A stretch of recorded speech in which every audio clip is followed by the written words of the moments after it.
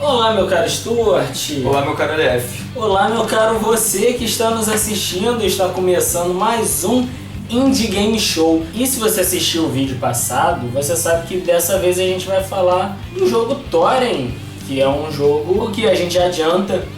Ele é muito bom. Vocês vão ver elogios, críticas, óbvio, mas vocês vão ver muitos elogios aqui. Chuvas de elogios. Não quero dizer que a gente vai ser... Paga-pau. Exato. Não seremos parciais e dizer, nossa, o jogo é perfeito. Mas não, ele traz muitas coisas que valem a pena ser lembradas. Coisas que não são tão usuais nos games e que quando você vê em perspectiva, você vê que elas têm uma importância. Esse é o primeiro jogo contemplado pela lei É o primeiro jogo contemplado pela lei Juanito. Percebe-se que é uma lei que não é brasileira, é uma lei colombiana, né, de acordo com o nosso amigo. O jogo Thorin foi o primeiro jogo contemplado pela Lei Rouanet. A Lei Rouanet é a lei brasileira de incentivo à cultura, em que as empresas podem ajudar a financiar um projeto cultural. Seja ele um show, seja ele um filme, seja ele um jogo, como agora ficou bem claro, o Casamento da Preta Gil também pode ser financiado pela Lei Rouanet. Porque afinal de contas, os jogos também podem ser entendidos como cultura, não só o fato de Thorin ter sido contemplado pela Lei Rouanet. Exatamente. Por exemplo, o objetivo dele é contar uma história de uma maneira diferente, assim como um filme, um livro, ou passar sentimentos, que é o caso de pinturas, esculturas, artes etc. plásticas. Não é um assunto que a gente vai abordar agora, Sim. porque o assunto é Thorin. Mas quem sabe não fica para outro vídeo. é uma ideia. Falando de Thorin, a primeira coisa que a gente tem que destacar sobre Thorin é a imersão que o jogo proporciona. O jogo é muito focado nisso, em você estar ali, você conseguir se botar dentro daquele mundo, dentro da história te envolver. E o que gera isso é justamente a qualidade por exemplo, o gráfico. Nem digo gráfico, o gráfico não é tão bom. Não, assim. os gráficos são bonitos. Não, eles não são avançados, não é gráfico next gen. Não é gráfico next gen, tá. Mas isso não quer dizer que o gráfico não seja... exatamente, ele tem um tom artístico muito forte. Aliás, pra quem gosta de tom artístico forte, fica a dica. Radiant Stories tem uma arte muito boa, uma identidade visual muito legal. Sempre quis falar de Radiant Stories. Tá bom, aproveitou aí a deixa, fez um jabazinho. Um jabazinho assim do nada. Não tomando nada. Vocês não viram? Tomou um jabá na cara. Mas justamente falando dessa parte, por exemplo, Radiant Stories não tinha um gráfico espetacular. Sim, ele era muito cartoonizado. Nem pra época, exatamente. Mas ele era um jogo que tinha uma identidade visual muito boa, muito E isso forte. é muito importante, você ter uma identidade visual muito grande. Como por exemplo, Zelda também tinha uma identidade visual, ainda tem, né? Destiny, por exemplo. Destiny, tem uma identidade visual muito boa. Shadow of the Colossus, que é um jogo que tem grande influência, também Sim. possui uma identidade visual muito grande, junto com o Ico também. Indo um pouco pros indie games, Don't Starve tem uma identidade visual sensacional. Pois é, aliás, indie games em geral costumam ter uma identidade visual boa. Muito boas. Não são que nem esses shooters todos marrons, com arma marrom, chão marrom, pessoa marrom, todo mundo marrom, aquela coisa horrorosa. It's the brownest game that we've ever seen. So many of one color, right there on my screen. It's the brownest game. And though it sounds bitter, if we wanted to see brown stains, we'd stare at the shitter. Outra parada que também é muito importante para uma imersão, óbvio, é a história. O negócio aqui, assim, a história é simples, eu vou contar aqui rapidamente. Você controla a criança da lua, que tá lá na base da torre, você tem que chegar no alto da torre e matar um dragão. Olha só, a história é essa, a história é essa. Parece extremamente simples. Agora, tem todas as nuances de por que você está naquela torre, quem te colocou naquela torre, o que houve antes da torre, por que o mundo, por que não anoitece e diversas coisas que você pode destacar. E mais uma outra qualidade que eu achei muito legal no Thorin é que ele botou a simbologia da Cabala. Isso não é uma coisa que acontece todo dia, não é uma religião. É uma filosofia, isso é muito importante. Exatamente. Obviamente tem relação ali com o judaísmo, ok. Mas não é uma filosofia, não é uma religião. Independe de religião, por exemplo, para você aplicar ela. E isso não é uma coisa tão de fácil acesso assim para você botar num jogo todo mundo saber, tá ligado? Não é uma Exato. coisa que você vai ver de cara. Por exemplo, quando a gente foi tentar pesquisar sobre isso, Para poder fazer o vídeo exatamente e trazer elementos de Cabala, a gente viu que é um universo muito grande, é bastante complexo, não é é tão muito fácil. complexo, a gente não vai entrar em muitos detalhes aqui. Até porque pra gente entrar em detalhes a gente tem que ser especialista em Exatamente. Cabala, a gente não vai trazer aqui coisas que a gente não sabe do que a gente tá falando, entendeu? Vamos falar do que a gente sabe. Então a gente vai... Vamos citar elementos de Cabala que aparecem no jogo. A gente vai citar aqui como se fosse uma referência, mas faz parte da filosofia do jogo. Sim. Ela é uma filosofia que busca, através do conhecimento e de alguns outros valores da nossa vida, é um tipo de paz interior. E a árvore da vida na Cabala é justamente o que molda a nossa realidade. Que quando você entende essa árvore da vida, você alcançaria a plenitude, mas ao mesmo tempo Você nunca vai entender você ela nunca vai entender completamente. ela completamente, exato. Os valores que compõem a árvore da vida são chamados de Sefirot. São justamente esses valores: beleza, conhecimento, justiça, Sabedoria, beleza que foi. Exato. E durante o jogo você vê referências a Essa árvore da vida e a esses valores. esses valores, justamente quando você está adentrando ao mundo dos sonhos, Meditando. meditando, Eu chamo isso de meditar. O que na Kabbalah é uma prática recorrente. Exatamente. E é curioso porque é justamente nessa descoberta em que você, no caso da Kabbalah, entenderia a árvore da vida, adquirir, e através do conhecimento poderia alcançar a plenitude, que você vai descobrindo a história. Quando você medita que você descobre o que aconteceu, porque o mundo está daquele jeito, porque a Torre Thorin está... Por que o tempo tá parado? Exato, porque o tempo está parado nesse jogo.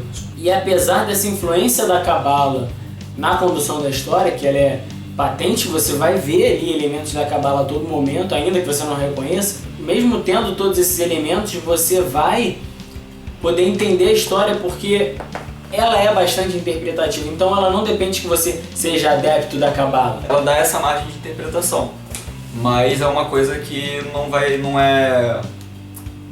você não precisa de conhecimento anterior para captar a mensagem.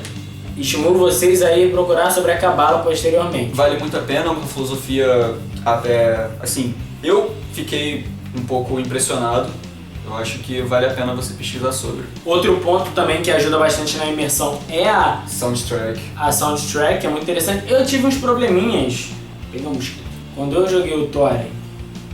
Eu tive alguns probleminhas ali com o som, porque, por exemplo, quando você saía do mundo dos sonhos e ia pro mundo real, dava uma quebra muito meio brusca. e eu fiquei meio assim. Agora, a trilha sonora, por exemplo, é belíssima. Você tem a oportunidade de comprar a trilha sonora junto com o jogo.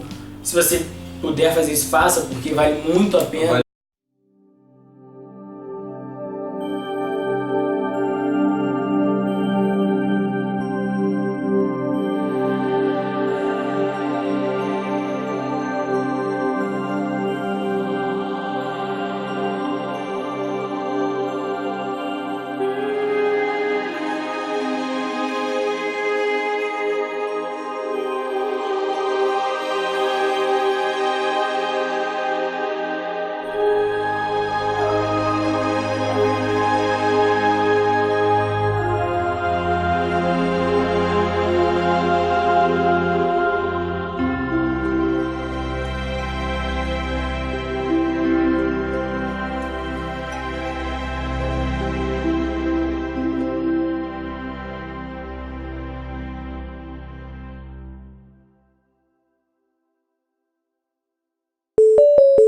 É importante falar também do gameplay. Sim.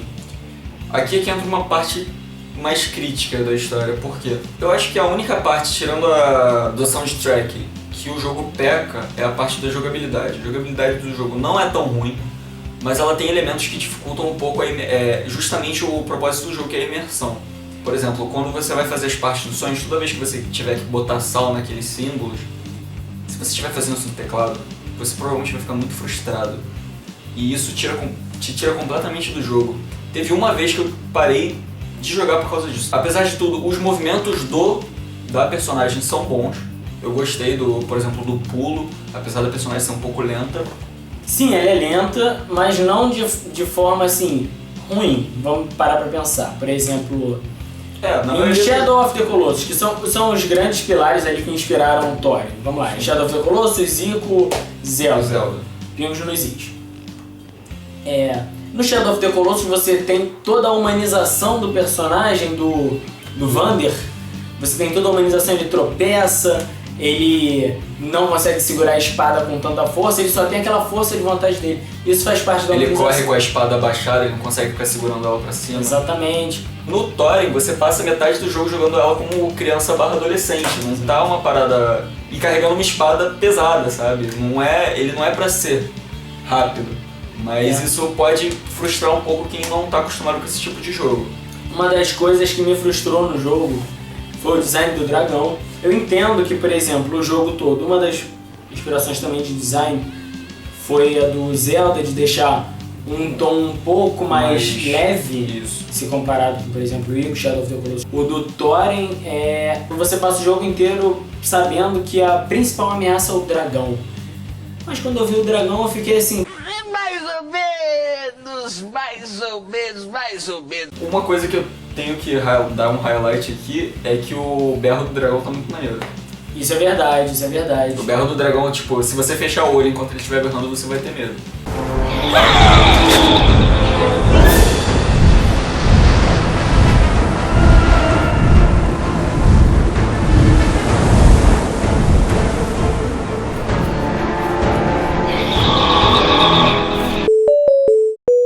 Dificuldade. É importante falar de dificuldade pra esclarecer alguns pontos. O jogo é relativamente fácil. Eu não diria nem que ele é relativamente fácil, ele é fácil. Ele não é um jogo feito para ser difícil, as mecânicas eles são bastante fáceis de ser assimilados. Até pra, assim, se eu vou comparar com qualquer outro jogo, tem uma mecânica...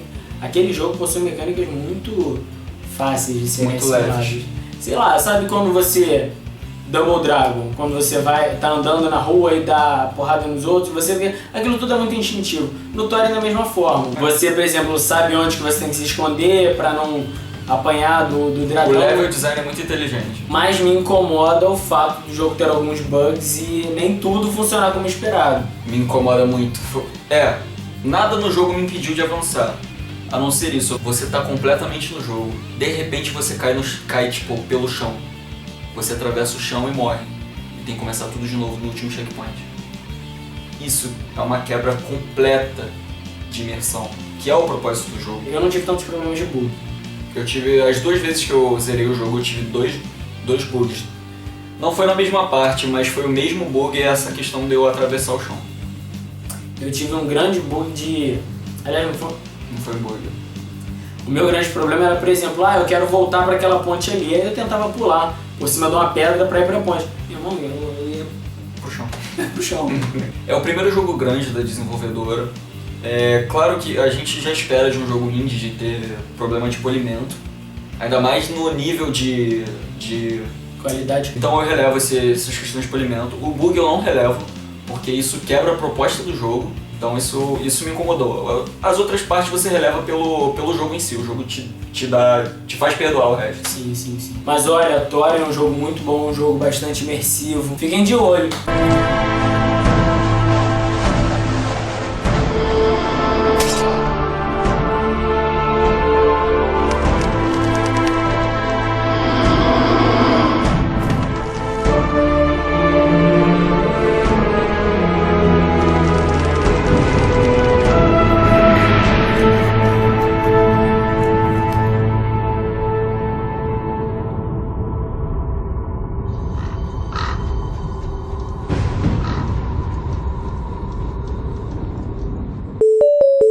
E aproveitando que a gente está chegando no final, vou convidar vocês, desenvolvedores indie, de novo para mandar jogo pra gente. Mande jogos. Quero que vocês continuem mandando jogo, quero que vocês continuem mandando arte conceitual, beta, alfa. Não se esqueçam também. Wait for it. Essa semana vai começar o Big Festival, o maior festival de jogos independentes da América Latina, lá em São Paulo. Não é pouca merda. Lá em São Paulo, é aqui pertinho. Porra, tem que ir, gente. Vamos. A gente vai estar lá, a gente vai gravar. A gente vai tirar foto. A gente vai fazer um Indie Game Show específico sobre o Big Festival. Pode ficar um pouco maior que esse, porque afinal é uma semana de evento. Palestras, vão ter palestras, 75 nomes nacionais. Sim. Fora os nomes dos Estados Unidos que vão vir. Então fiquem ligados, a gente vai botar tudo aqui no canal. Não se esqueçam de comentar o que vocês querem ver aqui no... feedback sempre importante. Se gostar, compartilha. Se não gostar, compartilha. Tá bom, galera? Valeu, até a próxima. E aí?